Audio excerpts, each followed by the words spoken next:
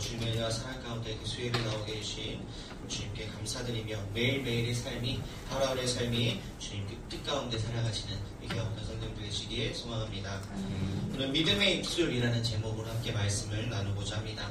짧은 한 구절의 말씀이지만 이 말씀을 통해서 우리의 신앙생활을 돌아보며 예수 그리스도를 닮아가기 노력하시는 하루의 삶이 되시길 바라겠습니다.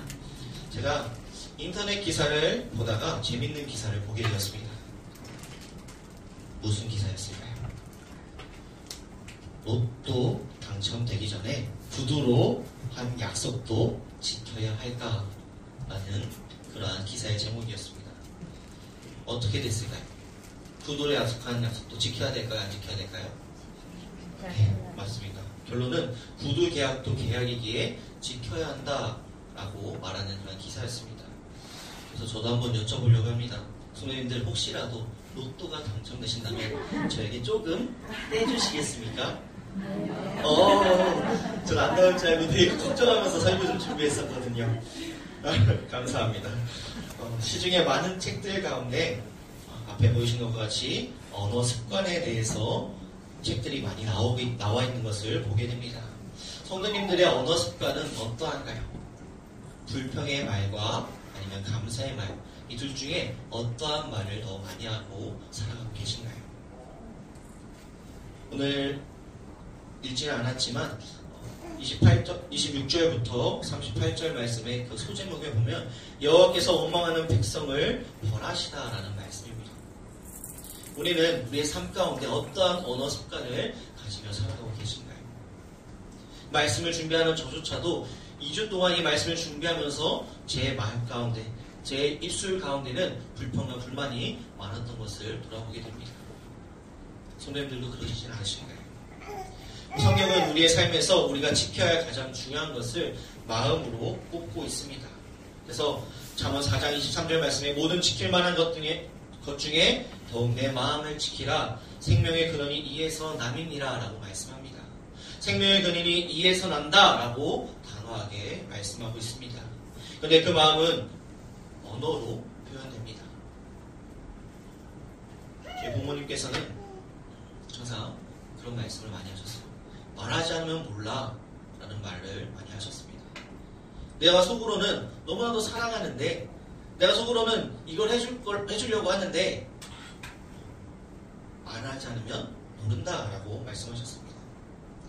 오늘 말씀에서도 내 마음 가운데 어떠한 마음을 품고 있느냐에 따라서 내 입술에 말이 되고 또한 그 말 가운데 나의 인생이 된다라는 것입니다. 내가 좋아하는 사람에게 나타나는 언어의 습관은 어떠한가요? 친절하고 사랑이 넘치는 언어가 나올 것입니다. 내가 싫어하고 불편해하는 그런 사람에게 나타나는 언어 습관은 어떠한가요? 무뚝뚝하고 투명스러우며 아니요, 심지어 말도조차 안 할 것입니다. 성도님들은 어떠한 언어 습관을 가시며 어떠한 언어를 더 많이 사용하고 계신가요? 큰 배의 움직임이 작은 키로서 그 사공의 뜻대로 운행한다라는 그 비유는 아주 강력한 표현입니다. 야고보서 3장 4절 말씀에 보면 또 배를 보라. 그렇게 크고 광풍에 밀려가는 것들을 특히 작은 키로서 사공의 뜻대로 운행하나라고 말씀합니다. 야고보서는 우리에게 언어의 표현이 얼마나 중요하며 위력적인지 말씀하고 있습니다. 우리의 언어가 중요한 것은 오늘 우리가 함께 읽었던 말씀처럼 우리의 모든 인생의 방향을 결정하기 때문입니다. 오늘 말씀을 통해서 우리의 입술이 믿음의 입술이 되시길 소망합니다. 그렇다면 우리가 믿음의 입술이 되기 위해서는 어떻게 해야 하는가? 우리는 상황보다는 약속을 믿고 의지해야 합니다. 오늘 본문은 출애굽한 이스라엘 백성들이 광야를 통과해서 가나안 땅 입구에 도착했을 때 벌어졌던 이야기입니다. 출애굽한 이스라엘 백성들이 가나안 땅 입구에 도착했을 때 이스라엘 백성들은 12명의 정탐꾼을 가나안 땅으로 보내게 됩니다. 정탐꾼들은 가나안 땅을 돌아보고 나서 두 가지 결과를 가져옵니다. 하나는 정말로 그 땅은 젖과 꿀이 흐르는 땅이라는 것입니다. 다른 하나는 우리는 불가능하다라는 사실이었습니다. 그들이 가나안 땅에 들어갈 수 없는 이유에 대해서 이렇게 보고하고 있습니다. 민수기 23장 28절 말씀에서는 그러나 그 땅 거주민은 강하고 성읍은 견고하고 힘이 클 뿐 아니라 거기서 아낙 자손을 보았으며 라고 말씀합니다. 또한 31절 말씀에서는 그와 함께 올라갔던 사람들은 이르되 우리는 능히 올라가서 그 백성을 치지 못하니라 그들은 우리보다 강하니라 라고 말씀하고, 또한 33절 말씀에서는 거기서 네피림 후손인 아낙 자손의 거인들을 보았나니 우리는 스스로 보기에도 메뚜기 같으니 그들이 보기에도 그와 같았을 것이니라 라고 말씀합니다. 이렇게 그들은 너무나도 굳건하다, 우리는 그들과 비교하면 메뚜기와 같다 라고 말합니다. 그런데 똑같은 상황을 두고 10명의 정탐꾼과 2명의 정탐꾼의 의견이 나누게 됩니다. 이들의 의견이 나누게 된 것은 14장 8절에 이유가 나오고 있습니다. 여호와께서 우리를 기뻐하시면 우리를 그 땅으로 인도하여 들이시고 그 땅을 우리에게 주시리라. 이는 과연 젖과 꿀이 흐르는 땅이니라 라고 말씀합니다. 10명과 2명의 차이는 무엇이었을까요? 10명은 현실에 처해진 상황만을 보고 있지만 2명은 하나님께서 하나님과 약속하신 하나님의 약속을 바라보고 있다라는 점이었습니다. 여호수아와 갈렙은 거대하고 굳건한 그 가나안 땅과 자신들을 돌아보면서 메뚜기와 같이 한없이 낮은 존재와 상황을 보면서 좌절했던 그 10명의 정탐꾼들과는 달리 하나님께서 이스라엘 백성들에게 보여주시고 약속하신 땅을 가게 될 것이라는 하나님의 말씀, 하나님의 약속을 온전히 믿고 바라봤다라는 것입니다. 믿음의 고백이란 상황을 보지 않고 하나님의 약속을 보는 것입니다. 불평의 말은 단지 습관의 문제가 아닙니다. 불평의 말은 하나님을 우리 삶에 인정하고 있느냐 그렇지 않느냐의 차이가 나는 것입니다. 그렇게 우리는 상황을 보지 말고 약속을 믿고 의지해야 합니다. 성도님의 삶은 어떠한가요? 힘듦과 어려움 가운데 하나님 앞에 불평과 불만을 하고 있으신가요? 아니면 나에게 주신 작은 것, 그 작은 것 하나 가운데 감사하며 찬양하며 살아가고 계신가요? 이사야서 41장 10절 말씀에 보면 두려워하지 말라 내가 너와 함께함이라 놀라지 말라 나는 내 하나님이 됨이라 내가 너를 굳세게 하리라 참으로 너를 도와주리라 참으로 의로운 오른손으로 너를 붙들리라 라고 우리에게 약속하고 계십니다. 그러한 약속을 온전히 믿으며 나아가는 우리의 삶이 되어야 합니다. 또한 아주 큰 약속, 반드시 이루어질 약속이 있습니다. 무엇일까요? 바로 예수 그리스도입니다. 우리는 이 땅에 오신 예수 그리스도를 통하여서 우리 죄가 사해졌고 또한 다시 오실 메시아를 통해서 예수 그리스도를 통하여 우리는 천국에 올라갑니다. 심판받는 그 가운데 죽을 수밖에 없고 지옥에 갈 수밖에 없는 우리를 예수 그리스도의 보혈로서 예수 그리스도의 사랑으로서 우리는 구원받은 존재들입니다. 그러한 약속을 믿는 그 믿음 가운데 다시 오실 메시아를 바라보며 다시 우리가 가야 할 본향 천국을 바라보며 살아가시는 우리의 삶이 되시길 소망합니다. 사도행전 13장 23절 말씀 하나님이 약속하신 대로 이 사람의 후손에서 이스라엘을 위하여 구주를 세우셨으니 곧 예수라. 우리를 위해 오신 예수 그리스도. 또한 사도행전 1장 11절 말씀 이르되 갈릴리 사람들은 어찌하여 서서 하늘을 쳐다보느냐 너희 가운데서 하늘로 올려주신 이 예수는 하늘로 가심을 본 그대로 오시리라 하였느니라 라고 말씀합니다. 우리는 약속해 주신 예수 그리스도를 믿고 의지함으로 나아가는 갸웃한 하루의 삶이 되시길 소망합니다. 또한 그런 믿음 가운데 또한 우리는 믿음의 입술이 되기 위해서는 어떠해야 하는가? 첫 번째로 하나님이 듣고 계신다는 사실을 우리는 기억해야 합니다. 남말은 새가 듣고 반말은 쥐가 듣는다라는 그런 속담도 있는 것과 같이 우리가 하는 모든 말은 다 그 사람의 귀에 들어가게 될 수밖에 없습니다. 하나님께서는 우리의 작은 신음조차도 듣고 계시기에 항상 우리의 말에 우리의 기도에 귀를 기울여 듣고 계심을 우리는 잊지 말아야 합니다. 그래서 27절 말씀에 보면 이거 읽진 않았지만 나를 원망하는 이 약한 회중에게 내가 어느 때까지 참으랴 이스라엘 자손이 나를 향하여 원망하는 그 원망하는 말을 내가 들었노라 라고 말씀합니다. 하나님께서는 우리의 말, 우리의 기도, 우리의 불평, 불만, 감사, 찬양 모든 것을 다 듣고 계신다라고 말씀합니다. 출애굽기 2장의 위대한 구원의 역사는 하나님의 듣고 계심에부터 시작됩니다. 이스라엘이 애굽의 압제에서 고통당하고 있을 때 하나님은 듣고 계셨습니다. 그리고 모세를 부르시며 그 모세를 부르시기 전에 하나님께서는 그들과 함께 계셨으며 듣고 계셨다라는 사실입니다. 성경 전체의 이야기를 한마디로 인격적으로 묘사한다면 하나님께서 우리를 아신다라는 것입니다. 우리를 아신다라는 것은 마치 감시 카메라와 같이 CCTV와 같이 우리의 일거수일투족을 바라보고 감시하듯이 지켜보고 있는 것이 아니라 우리와 항상 함께 동행하셨기에 우리를 아신다라는 것입니다. 지금도 나와 함께 하시고 매 순간순간 내가 어디를 가든지 무엇을 하든지 나와 함께 하시기에 하나님께서는 나를 아신다라는 사실입니다. 그리고 나의 기도, 나의 불평, 불만, 나의 감사, 찬양을 다 듣고 계신다라는 것입니다.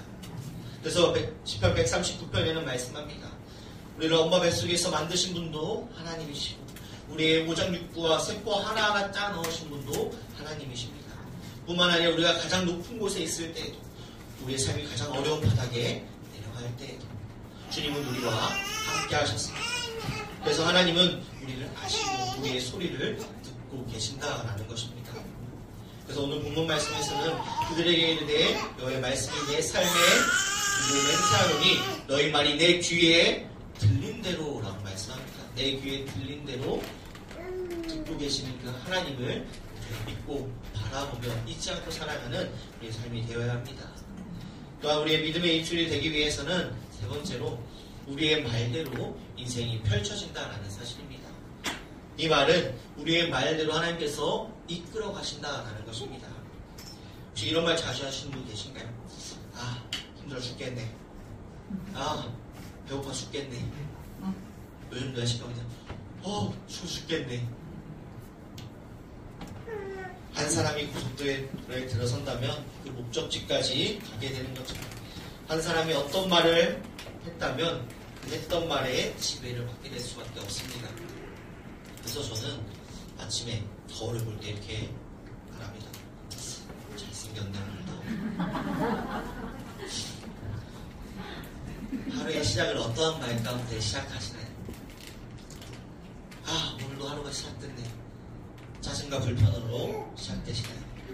아니면 감사함으로 시작되시나요? 그렇기에 우리는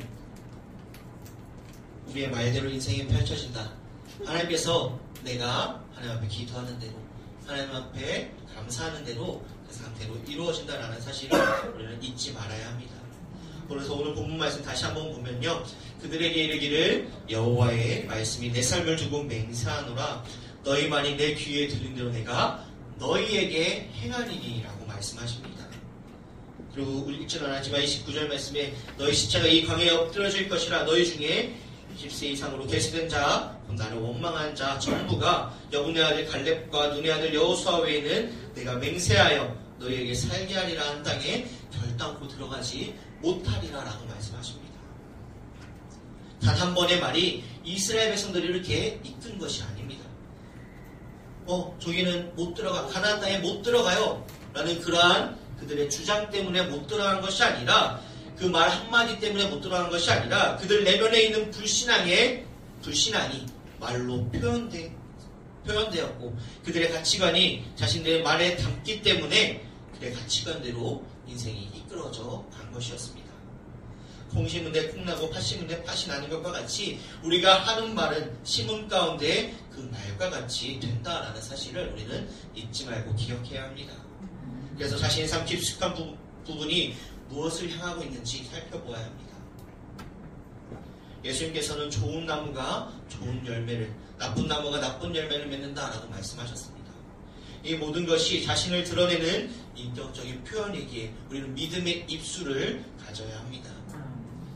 사람들이 결국 생각한 대로 말하고 말한 대로 행동하고 그 행동의 열매를 먹게 되기 때문입니다. 말을 한다라는 것은 자신의 삶의 방향에 대한 선언과도 같습니다.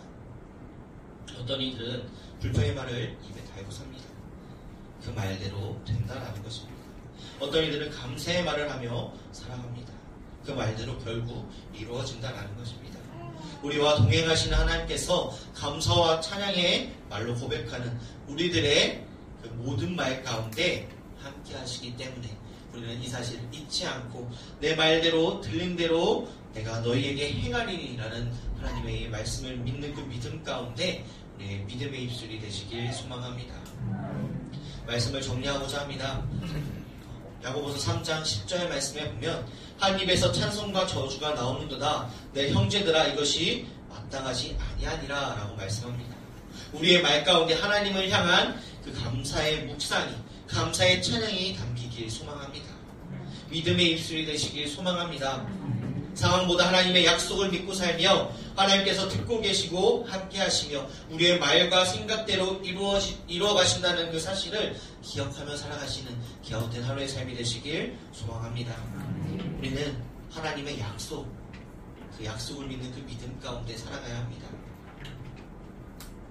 로또와 같이, 서두에서 이야기한 로또의 이야기와 같이 813만 5060분의 1의 그 약속을 믿는 것이 아니라 온전히 이루어주시는 100%, 1000%, 10,000% 우리가 생각지도 못한 것 가운데도 이루어가시는 그 하나님의 약속을 믿는 그 믿음 가운데 담대히 살아가시는 갸우된 하루의 삶이 되시길 다시 한번 소망합니다. 기도하시겠습니다.